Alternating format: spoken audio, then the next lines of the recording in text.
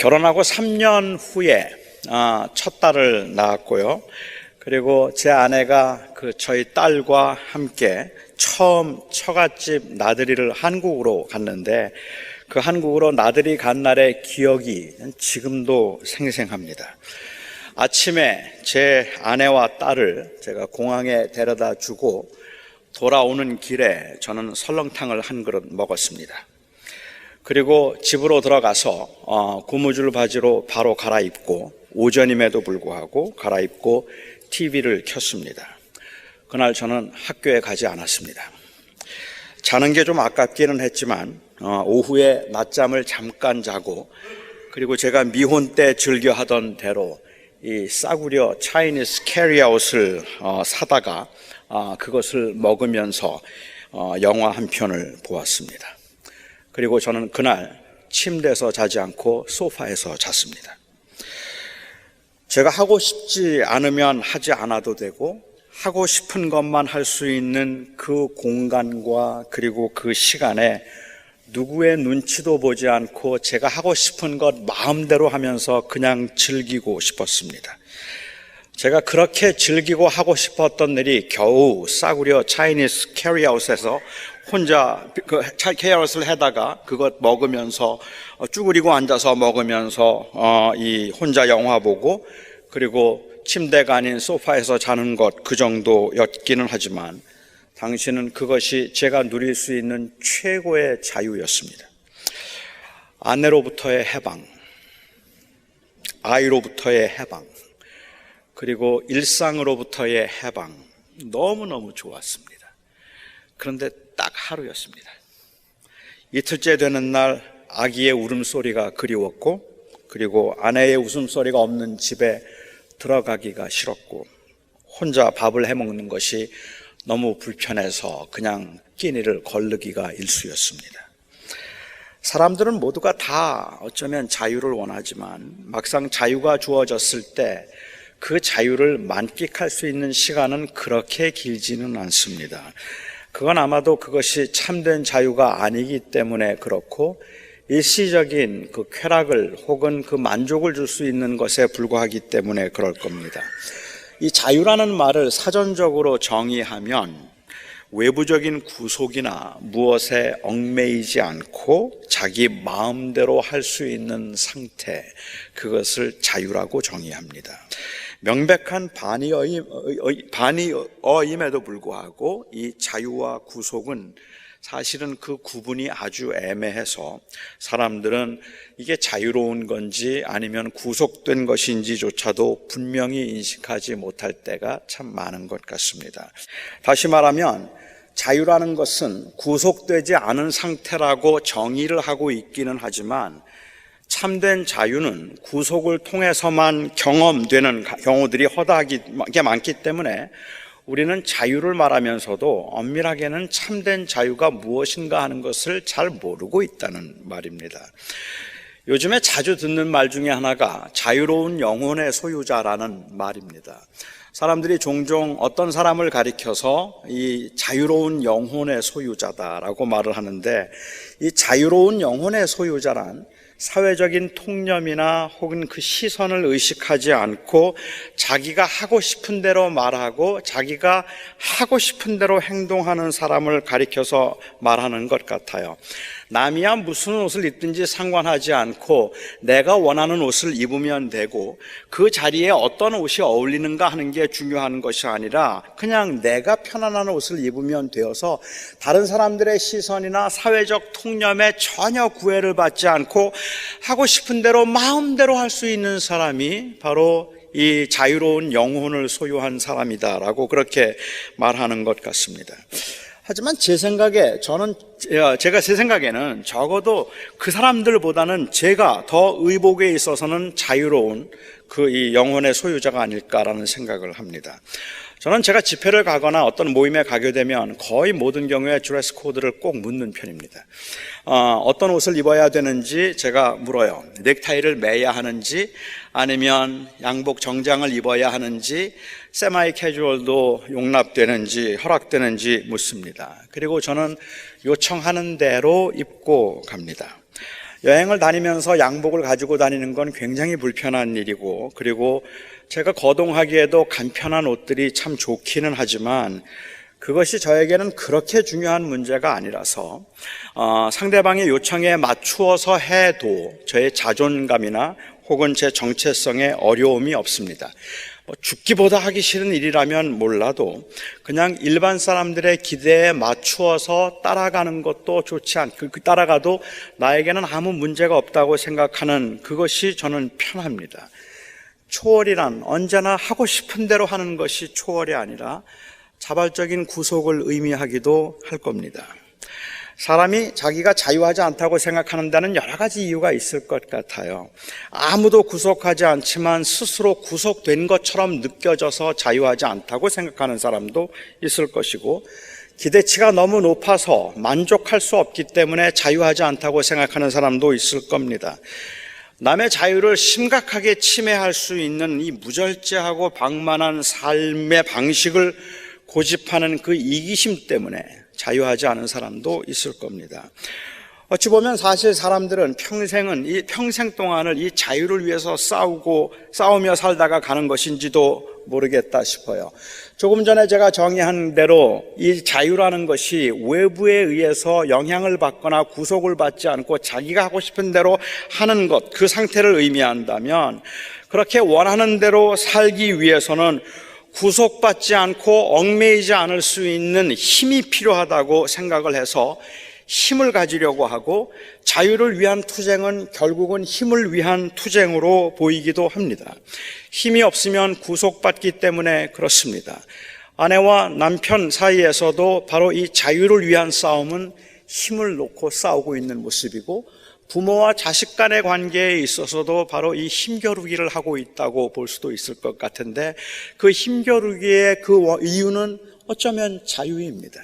내가 좀 하고 싶은 대로 살고 싶은데, 내가 원하는 것을 하고 싶은데 부모가 못하게 하거나 자식에게 구속을 받고 있거나 남편 때문에 못하거나 아내 때문에 내가 하고 싶은 일을 마음대로 하지 못하고 있다고 생각하기 때문에 마음대로 하기 위해서는 컨트롤링 할 수 있는 파워가 필요하다고 사람들은 생각을 하죠. 이 마음대로 할 수 있는 상태에 이르기 위해서 권력을 가져야 되고, 아니면 재력을 가져야 되고, 무엇이든지 힘이 있어야 된다고 생각을 합니다. 열심히 돈을 버는 이유도, 좋은 대학에 가려고 하는 이유도, 좋은 대학에 자녀들을 보내려고 하는 이유도, 특정한 직업을 원하거나 부러워하는 이유도, 결혼을 하는 이유도, 결혼을 하지 않고 혼자 사는 이유도 구속받지 않는 자유에 대한 갈망입니다.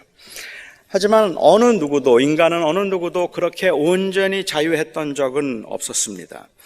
마치 모든 것을 다 초월한 것처럼 무숙자 생활을 하면서 자고 싶을 때 자고, 가고 싶을 때 가고, 먹고 싶을 때 먹으면서 가난과 고난, 죽음을 초연한 그러한 모습도 자유를 취득한 모습으로 보이기보다는 그냥 자유를 포기한 모습으로 보이기가 십상입니다. 또한 그래서 천하를 소유해서 자기가 원하는 것들을 다 가지고 마음대로 할 수 있는 사람이라고 할지라도 그 사람도 그 돈과 물질과 쾌락에 구속되어 있는 모습으로 보입니다.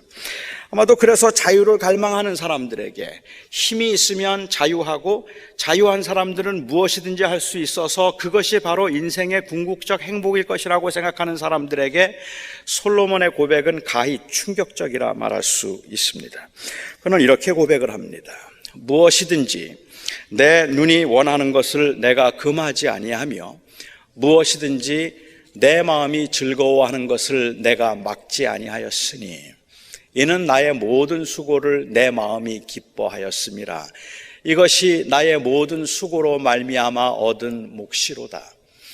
그 후에 내가 생각해 본즉, 다 얻고 난 다음에 생각해 본즉, 내 손으로 한 모든 일과 내가 수고한 모든 것이 다 헛되어 바람을 잡는 것이며 해 아래서 무익한 것이로다.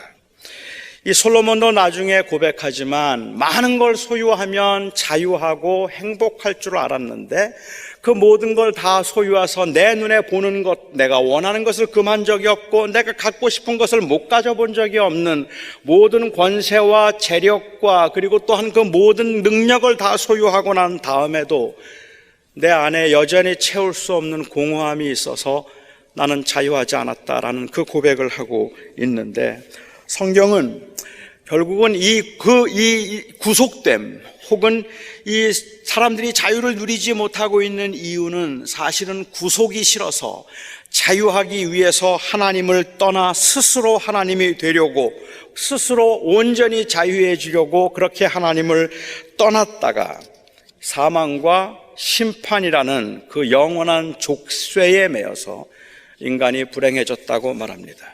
인간이 자유하지 못한 이유는 결국은 죽음이라는 말입니다.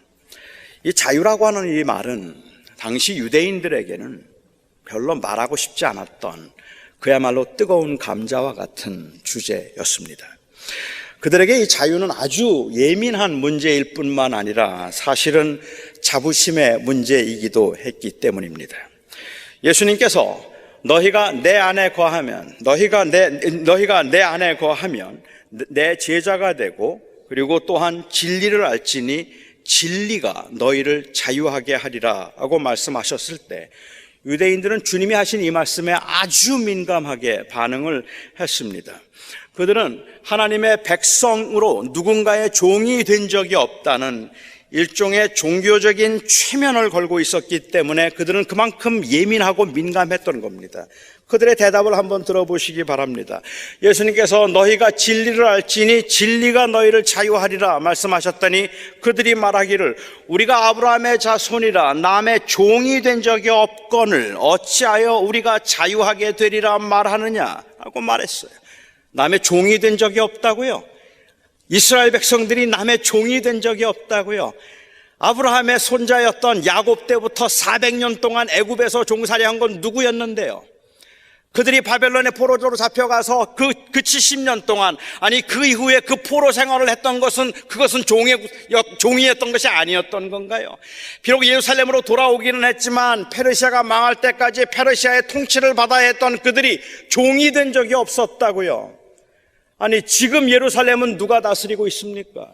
지금 예루살렘을 다스리고 있는 실제적인 통치자가 유대인들입니까? 로마 정권이 보낸 빌라도가 지금 실제적인 통치자 아닙니까? 그래서 그들은 율법에 의해서 가늠하다 현장에서 잡힌 사람이면 바로 처형을 해야 됨에도 불구하고 그들에게는 그 힘이 없어서 그 권리가 없어서 그들은 그 가늠하다 현장에서 잡힌 율법을 어긴 사람에게도 율법대로 시행할 수 없을 만큼 구속되어 있는 그 민족이, 지금도 로마의 속박 가운데 속국으로 있는 그 민족이 종이 된 적이 없었다고요. 우리가 아브라함의 자손이라 아무의 종이 된 적이 없거늘 어찌하여 우리가 자유하게 되리라고 말하느냐. 좀 더 분명하게 말하자면 이스라엘 백성들은 사실 그 역사상 언제 남의 종이 아니었던 적이 있었는가 싶을 만큼 사사기 시대부터 다윗 시대 잠깐을 제외하고는 끊임없이 외세의 침략에 의해서 종살이를 하고 그리고 착취와 억압을 당하며 하나님 앞에서 그 고통을 부르짖던 민족이 바로 그 민족이 아니었는가 말입니다. 역사와 현실을 망각하지 않은 다음에야 어떻게 우리는 남의 종이 된 적이 없다는 말을 할 수 있겠느냐는 말이에요. 아, 그래요. 비록 육체적으로는 남의 종이지만 그들의 영혼은 자유했다는 외침이고 절규일 겁니다. 여호와 하나님의 백성이 남의 종이 될 수야 없지요. 짓눌리는 고난의 현실에서 그들을 그나마 지탱하게 만들 수 있었던 힘은 그들이 바로 아브라함의 자손이라는 자부심이었습니다. 전혀 이 자유롭지 않은 답답한 현실 때문에 항상 을의 위치에 있었던 그들은 이 종교적 자부심을 가지고 권력으로 그들을 구속하려는 그 갑에 속한 사람들과 아주 맞서서 싸우고 살았습니다. 그들은 아마도 그렇게 말했을 겁니다. 비록 당신들이 우리를 육체적으로 짓누르고 억압한다 할지라도 우리의 영혼은 누를 수 없으니 우리의 영혼은 여호와께 속한 것이며, 당신들이 나를 그렇게 괴롭힌다고 할지라도 우리는 하나님의 백성이기 때문에 당신이 우리의 그 하나님의 백성으로서의 자부심을 뺏어갈 수는 없을 겁니다. 그러니까 우리는 매여 있지만 자유합니다. 우리는 비록 지금 원하지 않는 고난 가운데 있지만, 그래서 아무것도 가진 것이 없는 자이지만 모든 것을 소유한 사람들입니다라고 그렇게 생각했을 겁니다. 아마도 그래서 그들이 가지고 있던 이 메시아에 대한 소망 그리고 기다림이 그들을 자유하게 했는지도 모르겠습니다. 비록 지금은 원하지 않는 고난 중에 있어도 메시아가 오셔서 로마 정권을 물리치고 이스라엘 백성들을 구원하시는 그날이 반드시 올 것임을 믿기 때문에 포로되었으나 포로되지 않은 자들이고 아무것도 가지지 않았으나 모든 것을 가졌다고 말할 수 있는 그 자부심이 그들에게 있었기 때문에 그들은 자유하다 말할 수 있었는지도 모릅니다. 제가 드렸던 이 말씀은 바울이 했던 말이기도 합니다. 지금 저와 여러분이 하는 말이기도 합니다. 그런데도 우리의 말과 그리고 그 당시 유대인들이 했던 말은 다른 것 같아요. 언젠가 하나님께서 그들로 하여금 가진 자 위에 서게 하시고, 그리고 또한 높은 자리에 앉게 하셔서 지금 자기들을 속박하는 자들 위에 군림하게 될 날이 올 것이라는 것이 메시아에 대한 소망이었다면, 이 소망 때문에 그들은 지금 자유하다고 착각하고 있었는지도 모릅니다. 그래서 스스로 자유하다고 생각하고 아무에게도 구속된 적이 없었다고 생각했던 이 유대인들에게 주님께서 선언하셨습니다. 너희가 아들이를 알지니 아들이 너희를 자유하게 하리라. 그들은 전혀 자유롭지 못하다는 선언입니다. 그들을 자유하게 살 수 있는 것은 아브라함의 자손이라는 그 자부심이 아니라 예수 메시아가 오셔서 이 땅에 메시아의 왕국을 세우시고, 그래서 그들이 모든 그 자기를 누르는 자들 위에 군림하는 자가 될 것이라는 것이 그들을 자유하게 하는 것이 아니라 하나님의 아들을 믿는 것이 바로 그들을 자유하게 한다는 선언입니다. 하지만 그들의 이 종교적인 자부심은 주님께서 하시는 말씀, 음성을 듣는데 방해가 되었습니다. 그래서 주님께서 또 말씀하십니다. 나도 너희가 아브라함의 자손인 줄을 아노라. 그러나 내 말이 너희 안에 거할 곳이 없으므로 너희가 나를 죽이려 한다. 그리고 주님께서는 정말 신랄하고 비판적인 말씀, 주님이 어떻게 이렇게 말씀하셨지 싶을 만큼 섬찟한 말씀을 하셨습니다. 너희는 너희가 아브라함의 자손인 줄 알지만 실상은 마귀의 자식이다. 아브라함이라면 너희들처럼 나를 대적하지 아니하였으리라. 왜 주님께서는 아브라함의 자손들을 마귀의 자식이라고 하셨을까요? 그래도 그들이 하나님의 백성이고 나름대로는 하나님을 섬기며 예배한다는 사람들인데 왜 하나님께서는 그들을 마귀의 자식이라고 불렀느냐는 말입니다. 마귀의 자식이라고 부르는 것은 너무 심하고 그리고 너무 모욕적인 발언이 아닙니까? 저는 그 대답을 34절에서 쳤습니다. 죄를 범하는 자마다 죄의 종이라 하고 말씀하신 그 말씀을 한번 생각해 보았어요. 우리는 아브라함의 자손이라서 누구의 종이 된 적이 없다, 된 적도 없다고 말하는 그들에게 주님께서는 너희는 죄의 종이다라고 말씀을 하고 계시는 겁니다. 자유를 논하다가 갑자기 죄를 말씀하시는 것이 너무 생뚱맞아 보이고 아무런 관계도 없어 보이는 것 같은데, 죄의 본질이 무엇인가를 생각해보면 주님께서 말씀하신 의도가 무엇인가를 조금은 이해할 수가 있을 것 같습니다. 아담과 하와가 선악과를 따먹은 이후부터 지금까지 마귀가 끊임없이 하고 있는 유혹은 내가 스스로 하나님이 되라, 그리하면 자유하리라는 것입니다. 내가 내 인생의 주인이 되어라, 그리하면 자유하리라. 그것이 마귀가 지금까지 했던 유혹이고 아담과 하와를 유혹해서 넘어뜨렸던 유혹이라는 말입니다.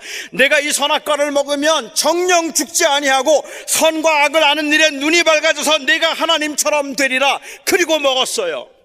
하나님처럼 되고 싶어서, 자유하고 싶어서, 독립하고 싶어서, 힘이 있어야 자유할 거라고 생각을 하고 하나님의 말씀에 구속되어서 하나님의 백성으로 하나님의 자녀로 있는 동안에는, 그 하나님 아래에 있는 동안에는 전혀 자유하지 못할 것 같아서 자유해지려고, 자율적인 스스로 신이 된 인간이 되고 싶어, 스스로 하나님이 되는 인간이 되고 싶어서 그들은 하나님을 떠났습니다. 그리고 마귀는 지금까지 그 유혹을 우리에게 계속해서 하고 있습니다. 내 인생의 주인이 되어라. 사람들은 하나님을 거부하고 스스로 주인이 되려는 이 죄의 종이 되어 있다고 주님은 말씀하시는 겁니다. 비록 메시아를 기다리고 그리고 아브라함의 자손이라는 종교적 자존심을 내세워도, 그래서 추구하는 것이 인간 스스로 주인이 되어서 얻게 될 해방이라면 그것은 하나님을 이용한 하나님으로부터의 해방일 것이고, 그리고 또한 하나님의 도우심으로 세우고 싶은 자기들의 바벨탑일 뿐입니다. 아무리 그들이 하나님의 아브라함의 자손임을 자부하고 강조하고 자부심을 가지고 있다고 해도 그건 진정한 자유가 아닙니다. 아브라함의 자손이 되는 것도, 메시아의 도래를 통한 왕국 건설의 희망도 죄와 죽음과 심판의 문제를 해결해 줄 수 없기 때문에 그렇습니다. 참된 자유는 아브라함의 자손이 되는 데 있는 것이 아니라 하나님의 자녀됨을 회복하는 데 있는 것이기 때문에 그렇습니다. 우리가 아무리 교회를 열심히 다니고 아무리 기도를 많이 한다고 하더라도, 아무리 우리가 종교적으로 헌신적으로 그렇게 산다고 할지라도, 그렇게 종교적인 헌신과 종교적인 열심과 그리고 또한 그 간절한 기도와 매일 하나님 앞에 부르짖는 그 소리를 통하여서 우리가 하나님께로부터 도움을 받아서 우리의 왕국을 만들고 하나님으로부터 독립하여서 스스로 주인이 된 삶을 살고자 하는 것이라면, 나 스스로 내 인생의 주인이 되고 싶은데 힘이 없어서 못하겠습니다, 주님 좀 도와주셔서 나로 하여금 부자 되게 해주시고 나로 하여금 이 문제 해결하고 진정으로 행복과 자유와 해방을 경험할 수 있게 해주시옵소서를 말하고 있는 것이라면, 당시 아브라함의 자손이라는 이름으로 스스로 누구의 종이 된 적이 없다고 생각했던 유대인들과 별반 다르지 않을 거라는 말씀입니다. 주님께서는 그들에게 아들이 자유하게 하리라 말씀하셨습니다. 종이 아니라 아들만이 그들을 자유하게 할 수 있다고 하셨습니다. 그 아들을 통하여 그를 믿는 자들이 하나님의 자녀가 되는 권세를 받기 때문입니다. 오직 예수를 통하여 다시 하나님의 자녀가 될 수 있기 때문에 그렇습니다. 이 말씀을 제가 좀 정리하자면 이렇습니다. 아들됨을 종됨으로 여겨서 독립을 선언하고 아버지를 떠나서 탕자가 되어 세상으로 나왔지만 권력과 재력도 체념도 욕심도 해결할 수 없는 절망의 늪에 빠져버린 것이 인간입니다. 자유는 스스로 하나님됨에 있는 것이 아니라 하나님의 자녀로서 행복한 구속에 있는 것인데, 하나님의 자녀로서의 구속이 싫어서 나 스스로 그 하나님의 자녀됨을 마치 종됨으로 여겨서 나 스스로 주인이 되고자 하나님을 떠나고 난 다음에 그 다음에 인간에게 임하게 된 것은 구속이었다는 말입니다. 오늘 본문은 천하를 소유하면 자유할 것 같고 원하는 대로 하고 싶은 거 다 하면서 살면 자유할 것 같았는데, 오히려 더욱 실타래처럼 얽히기만 하는 불행한 구속에서 인간을 구원하여 다시 하나님의 자녀가 되게 함으로 스스로 하나님을 떠나 하나님처럼 군림하던 그에게 하나님의 자녀가 됨으로 참된 자유를 주기 위해서 하나님의 아들 예수께서 이 땅에 오셔서 내가 너희를 데리고 갈 테니 나를 믿고 아버지께 가자, 그리하면 아버지가 너를 다시 자녀가 되는 권세를 주시고 하나님의 자녀로 삼으실 것이다 말씀하고 계시는 겁니다. 그것이 바로 자유이기 때문입니다. 율법에 의하면 이스라엘 백성들은 어떤 노예든지요, 그가 자기가 돈으로 아무리 비싼 돈을 주고 산 노예라고 할지라도 노예로 있는 동안에는 그를 물건처럼 다룰 수 있을지 몰라도 6년이 되면 반드시 자유하게 해 주어야 합니다. 6년이 되면 반드시 풀어 주어야 하는데, 그냥 풀어주는 것이 아니라 그 노예에게, 그 종에게 필요한 만큼, 또 그가 생활하기에 넉넉할 만큼 그 돈을 주어서 아니면 재산을 주어서 그로 하여금 나가서 독립할 수 있도록 해 주어야 하는 것이 율법의 요구입니다. 그런데 이 율법이 조금 잔인해요. 만일 그렇지만, 그렇게 6년 안에는 반드시 그렇게 내주어야 하지만, 이 종이 주인이 너무 좋아서 그 주인의 사랑 가운데 있으면서 나가서 사는 것보다 주인과 함께 사는 것이 더 좋다고 생각이 되는 경우이거나 아니면 자기가 종으로 있는 동안에 결혼을 할 수 있잖아요. 종으로 있는 동안에 결혼을 해서 자녀를 낳았으면, 즉 처음 종이 될 때 데리고 온 자녀들과 아내라면 나갈 때 함께 자유하게 되지만, 자기가 종으로 와 있는 동안에 결혼을 해서 아이를 낳았으면 그가 6년 있다가 자유하게 될 때 가족들, 아내와 아이들은 두고 혼자 떠나야 합니다. 참 잔인하죠, 어떻게 생각하면. 혼자 떠나야 돼요. 그렇기 때문에 가족들이 그리워서, 가족들을 위해서, 내가 가족들을 위해서 가족을 떠나서 혼자 자유하지 않겠다고 말하거나, 주인이 너무 좋아서 내가 주인과의 관계를 유지하면서 그 안에서 진정한 자유를 누리고 싶다고 생각하는 사람들은 주인과 함께 장로를 찾아갑니다. 그리고 장로는 그 귀를 뚫도록 되어 있습니다. 문설주에다가 귀를 뚫습니다. 그러니까 지금은 귀를 뚫은 게 멋이죠. 옛날에는 귀를 뚫은 사람들은 영원히 누구의 종이라는 뜻입니다. 나는 누구의 종이 되었다는 말을 그렇게 귀를 뚫어서 하는 것이죠. 하지만 그 귀를 뚫은 것은 자발적으로 자기가 한 구속입니다. 그 구속에 참된 자유가 있다고 생각한 사람들이 할 수 있었던 일입니다. 내가 하고 싶은 대로 마음껏 하고 싶은 것은 참된 자유가 아니라는 것쯤은 아마도 저뿐만 아니라 여기에 계신 모든 분들이 다 아실 겁니다. 단순히 그렇게 함이 남의 자유를 침해함으로 힘의 대결 구도에서 다른 사람들을 억압한 것이기 때문에 그런 것뿐만 아니라, 자기가 주체가 되어서 어떤 구속도 받지 않고 원하는 대로 마음대로 한다고 해도 절대로 해결할 수 없는 그 인생의 절망적인 공허함과 영혼의 갈망, 그리고 해결할 수 없는 불안과 불만이 사람들의 마음 깊은 곳에 있다는 것을 너무도 잘 알기 때문에 우리 모두가 다 재물이 사람을 자유하게 못한다는 거 알고 있고요. 또한 그래서 이 권력이 사람을 자유하지 못하게 한다는 것쯤은 다 알고 있습니다. 그래서 제가 오늘 설교를 하면서 자유가 권력이, 재력이, 돈이, 물질이, 쾌락이 우리를 자유하지 못하게 합니다라고 말하면 아마 여기 계신 대부분의 분들은 그 정도쯤은 나도 압니다라고 말씀하실 수 있을 만큼 이미 많이 들었던 이야기고 아는 이야기입니다. 그런데도 우리의 문제는 무엇인가 하면 그걸 안다는 데 있는 것이 아니라 우리는 그것을 극복할 수가 없다는 거예요. 알지만 그래도 조금이라도 자유하려면 돈이 좀 있어야 해요. 가난한 것보다는 부한 것이 조금 더 자유로워 보이기 때문에 그렇습니다. 진통제를 먹어서 병이 낫지 않는다는 것은 너무 잘 알고 있지만, 진통제를 먹지 않으면 그 고통을 견딜 수 없어서 먹어야 하는 것처럼, 안 먹을 수 없는 것처럼, 아무것도 없어서 눌리고 찢긴 사람들, 상한 사람들에게 그게 비록 진통제 같다 할지라도 돈이 필요하고 사람들의 인정에 목이 말라지는 겁니다. 갈증을 해결해 줄 수 없을 뿐만 아니라 마시면 더 심한 갈증이 난다는 것을 알아도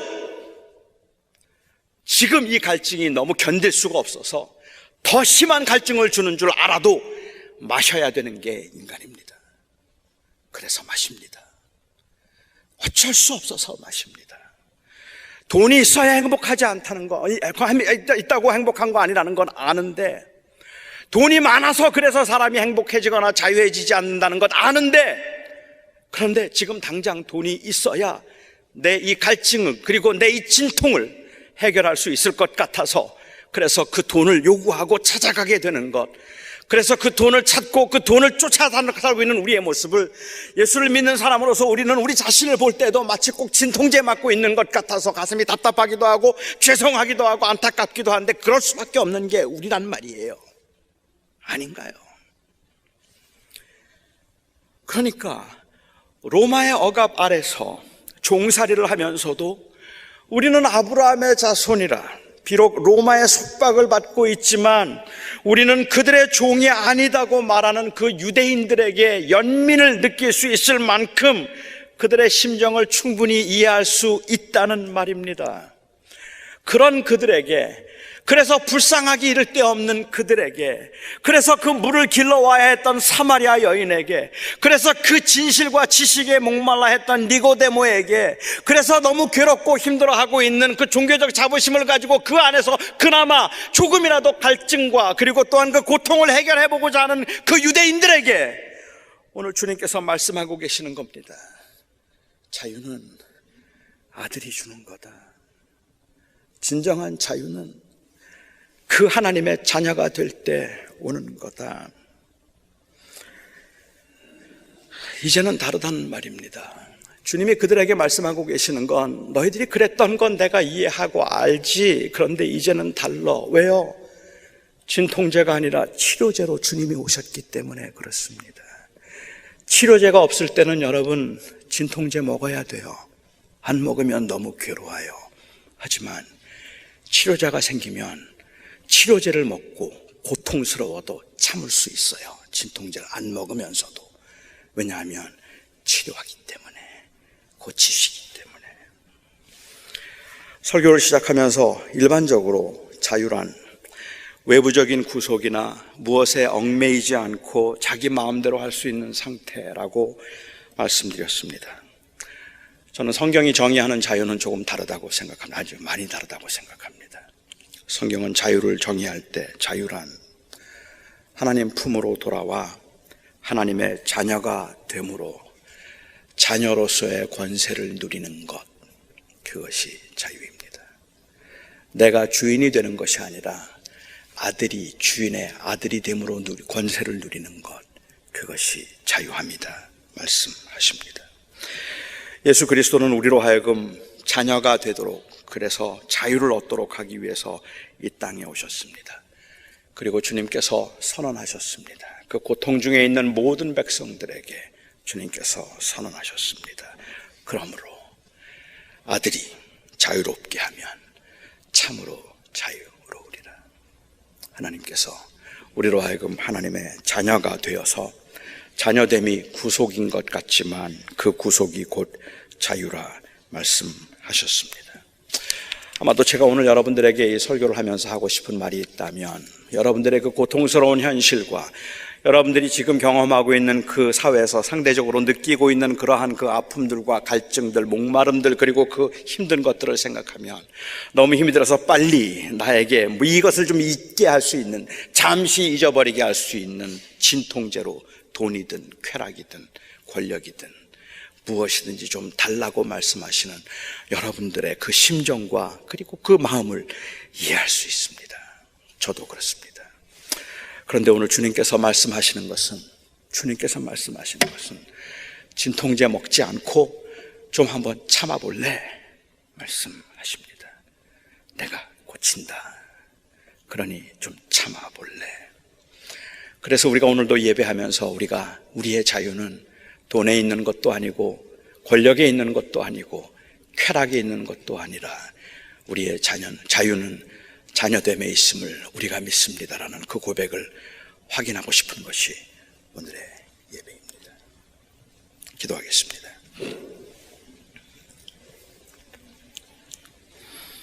하나님,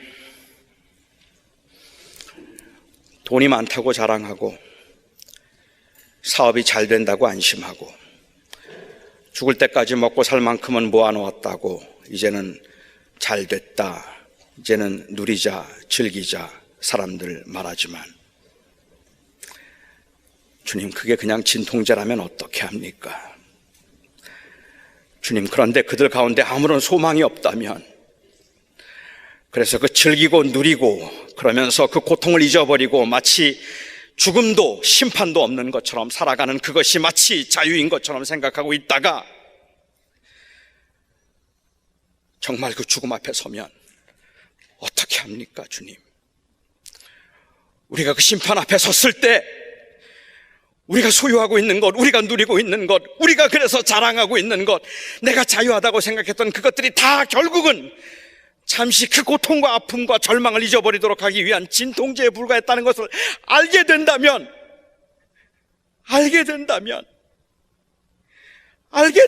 주님, 그 앞에서 어떻게 합니까? 전혀 자유로울 수 없어서, 전혀 그것으로는 만족할 수 없어서, 내가 너희를 자유하게 하기 위하여 왔다고 하신 그 주님의 음성을 아무렇지도 않게 듣거나 방심하고 소홀히 들었다가 정말 우리가 마지막 그날에 설 때 어떻게 합니까, 주님? 그 앞에서는 아브라함의 자손이라는 종교적 자부심도 아무런 효력이 없을 텐데 어떻게 합니까, 주님? 그러나 아버지 하나님께서 그래서 우리에게 오셔서 우리로 하여금 그 아들이 되는, 자녀가 되는 권세를 주시기 위하여 아들이 너희를 자유케 하면 너희가 자유하게 하리라 말씀하셨으니